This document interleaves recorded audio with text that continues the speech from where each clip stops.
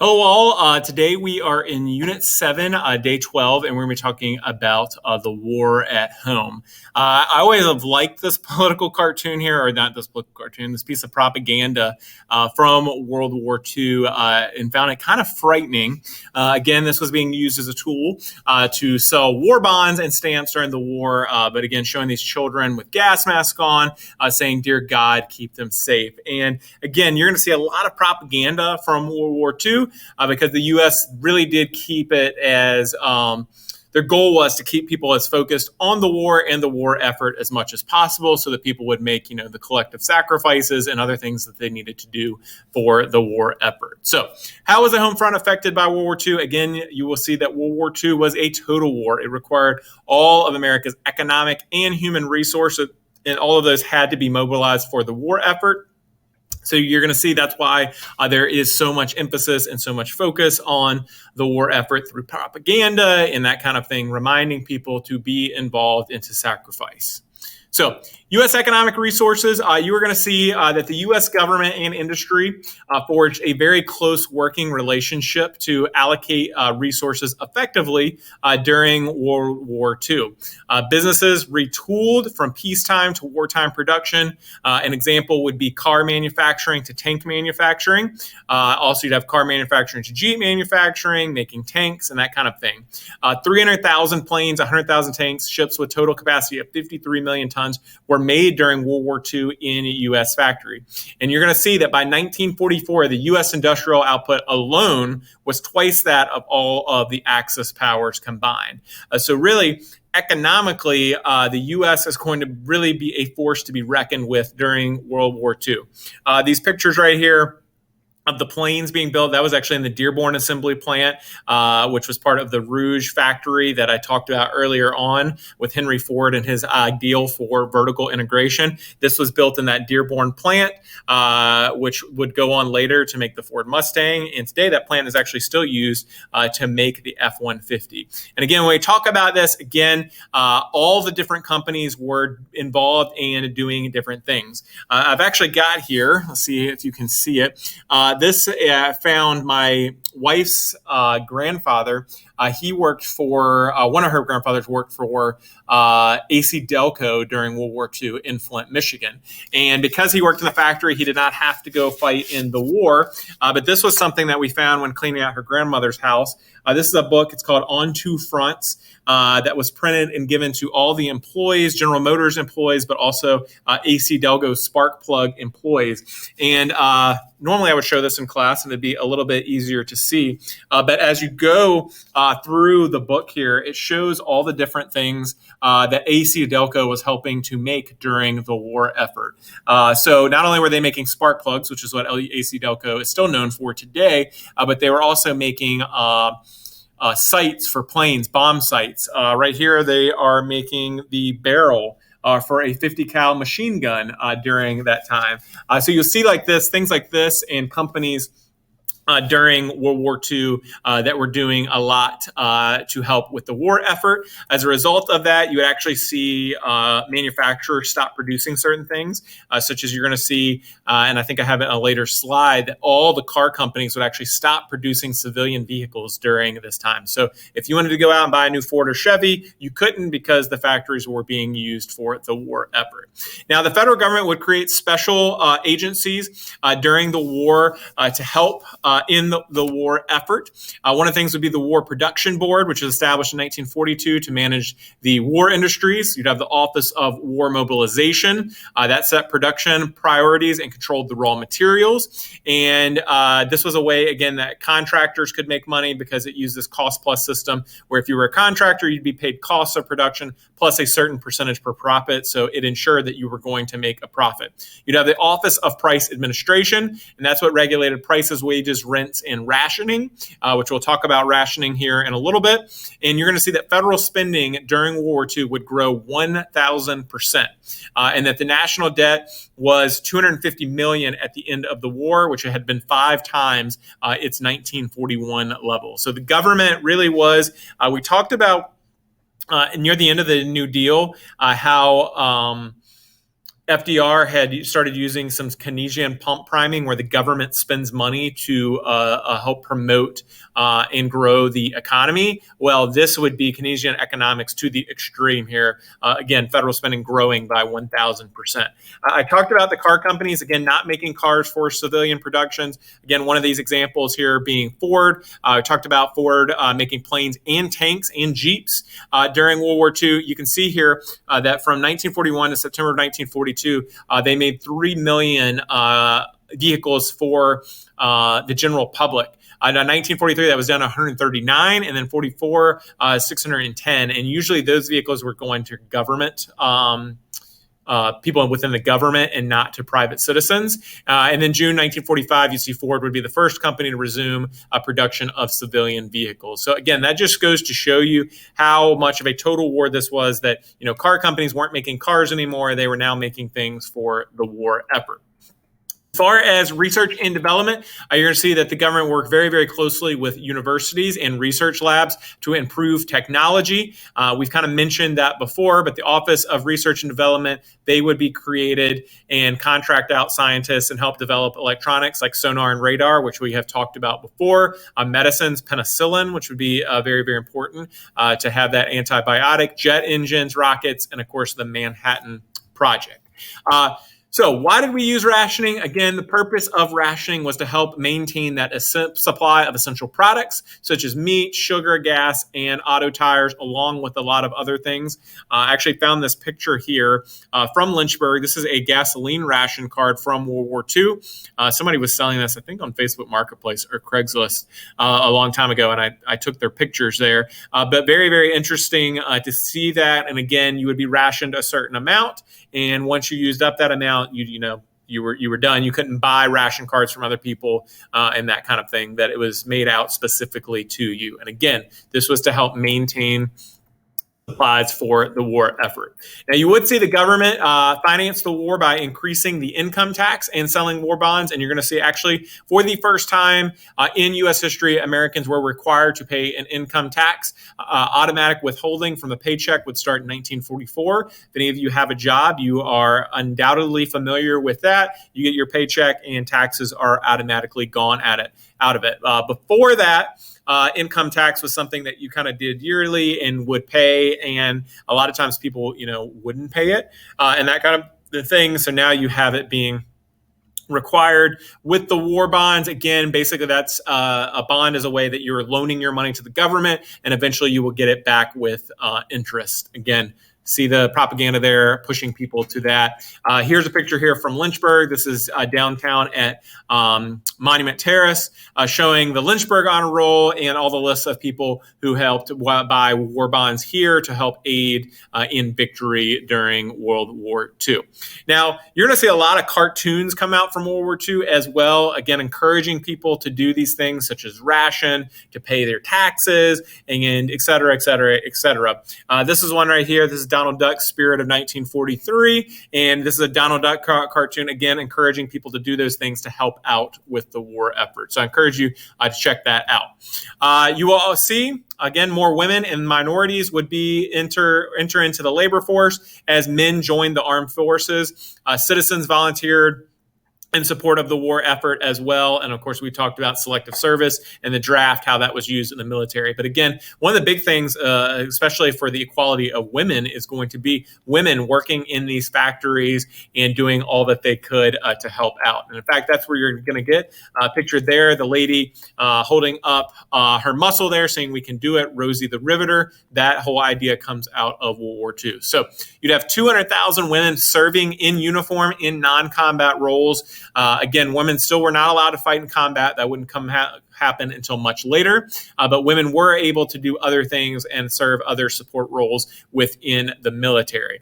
Again, here at home, you had more and more women working in factories because of the men being off at war, and we had a labor shortage, and so women were seen as they could fill those roles. So you'd have as many as 5 million women enter the workforce, a lot of them working in like shipyards, defense plants, and that kind of thing to help out with the war effort. Now, even with this, you're going to see that women were still paid less than men because, again, that attitude that, that men were to provide for the family, so women, you didn't really have to pay them as much. As far as workers and unions, you're going to see that during the war, FDR had encouraged labor unions and large corporations to work together, and that while the war was going on, that there should be no strikes. And again, that's going to be something that FDR pushed, and the corporations and the unions agreed that during this time that labor strikes would be really, really bad for the country and for the war effort. The Smith-Connolly Anti-Strike Act of 43, that actually empowered the government to take over any war-related businesses if there were a strike.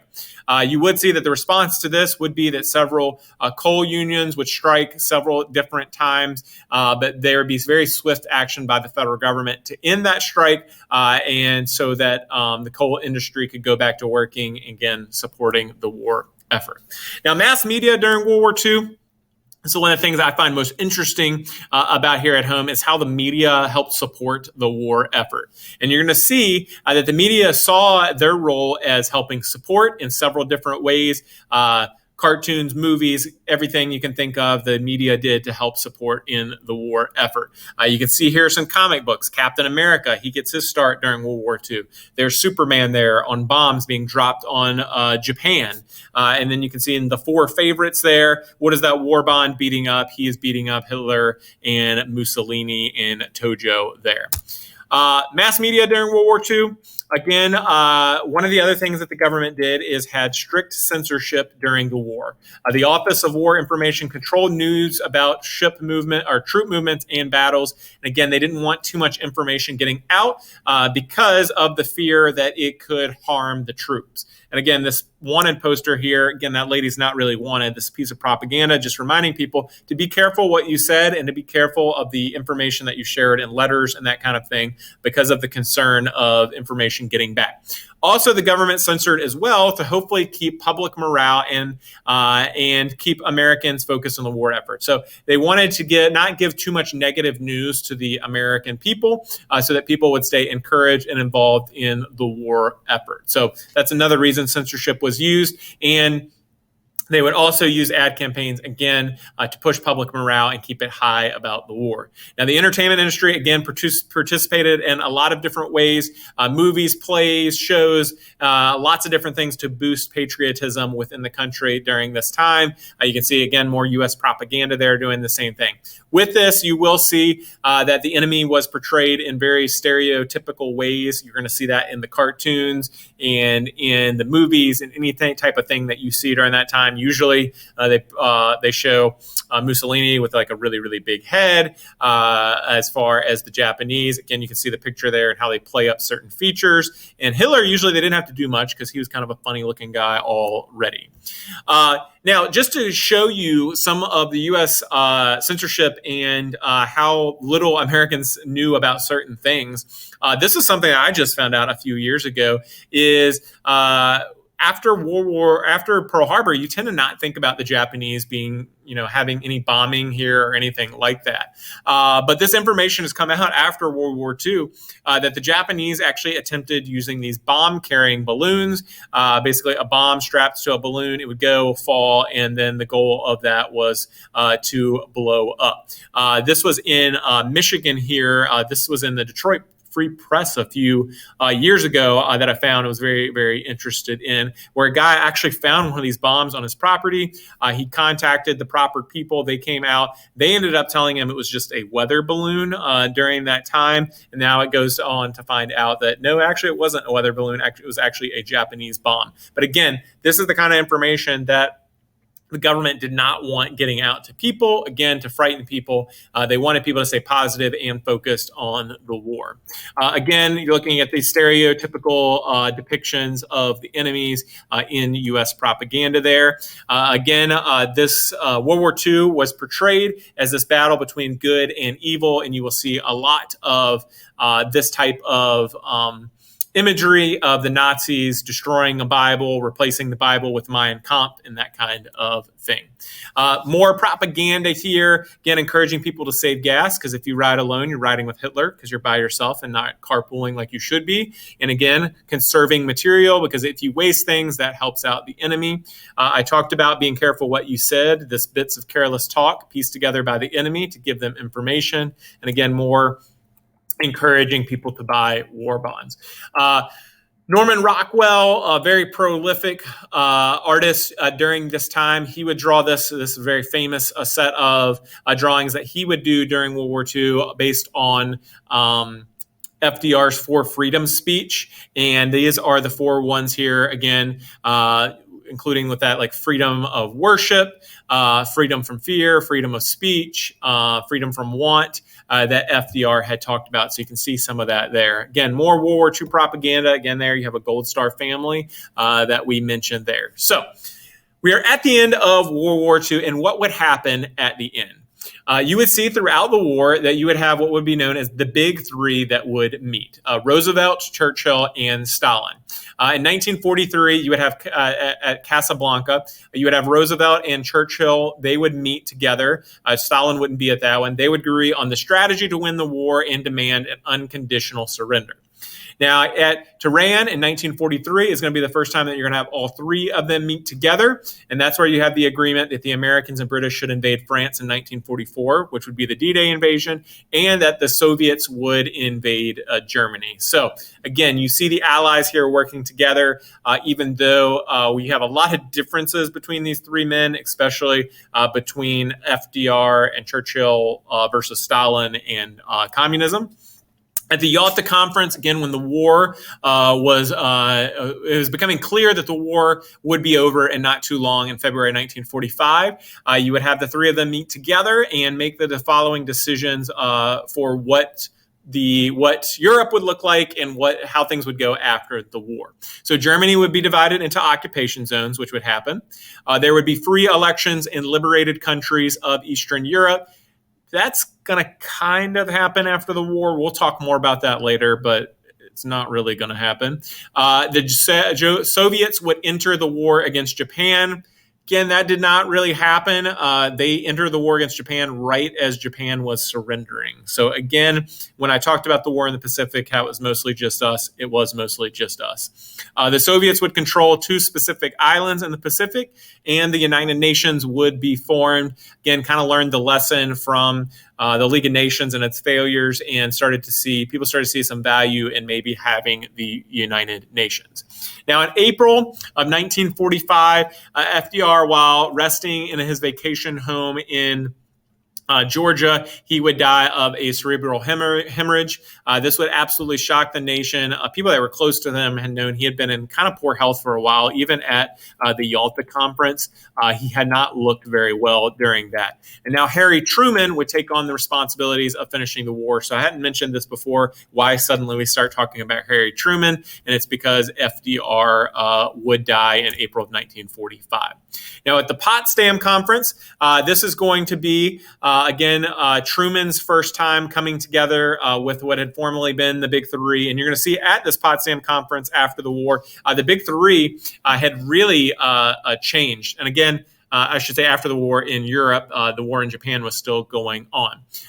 Clement Attlee had been elected the new British Prime Minister during that time. Of course, FDR had died. Stalin was the only one left. At this Potsdam Conference, you'd have the three leaders agree to demand a Japanese unconditional surrender, which we would get after dropping the atomic bomb, and hold a war crime trial of the Nazi leaders, which would be the Nuremberg trials. And both of those things would happen. So when we are finishing here talking about World War II and what is the legacy of World War II, you are going to have 50 million military and civilians killed worldwide, 300,000 Americans killed in combat, 800,000 wounded. And again, we have not seen a war on this scale before in history or since then, where you have 50 million people die as a result of World War II. The U.S. is left with a huge national debt at the end of the war. We talked about around $250 million because of the wartime spending. The United Nations would be created in October of 1945. And you're going to see the big legacy for the U.S. is you think about the war outside of Pearl Harbor. The war did not really touch us here in the States the way that it did in Europe. Europe was left absolutely devastated after that. Think about all the bombing campaigns and everything that had been going over there. So the U.S. would be in a really, really good place to become the most powerful and most prosperous nation in the world, because we didn't have to worry about rebuilding factories and all that stuff. The only thing that we had to worry about was, what could these factories make now that people could buy? And you're going to see that that's why after World War II, that the United States is going to have an unprecedented economic boom during this time as a result of World War II, and the fact that we were kind of like the last man standing as far as everybody went. Also, you're going to see basically the beginning of the Cold War. You're going to have the roots started for the Cold War and what the Cold War is going to look like, which is what we're going to be jumping into in the next unit here. So when you think about World War II, again, remember this was kind of a continuation of World War I, but really it leads to unprecedented death around the world. But in the end, for the United States, it ends up being kind of a good thing. This would be the thing that really pulls us out of the Great Depression, which FDR had been working on doing since 1929. And really, it took the war to pull us out of that. And also, you're going to see after this time for the United States, they know it as the age of affluence. Again, unprecedented wealth and prosperity for the U.S. after World War II. So this is the last day of this unit. Again, we will be jumping into the Cold War next class. So I hope you have a fantastic